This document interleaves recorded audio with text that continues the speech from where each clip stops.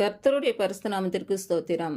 இன்றைய நாளுக்கான தேவ வார்த்தை ஆதியாகமம் 26 2 மற்றும் 3 கர்த்தர் அவனுக்கு தரிசனமாகி, நீ எகிப்துக்கு போகாமல் நான் உனக்கு சொல்லும் தேசத்திலே குடியிரு, இந்த தேசத்திலே வாசம் பண்ணு, நான் உன்னோட கூட இருந்து உன்னை ஆசீர்வதிப்பேன், நான் உனக்கும் உன் சந்ததிக்கும் இந்த தேசங்கள் யாவையும் தந்து உன் தகப்பனாகிய ஆபிரகாமுக்கு நான் இட்ட ஆணையை நிறைவேற்றுவேன்.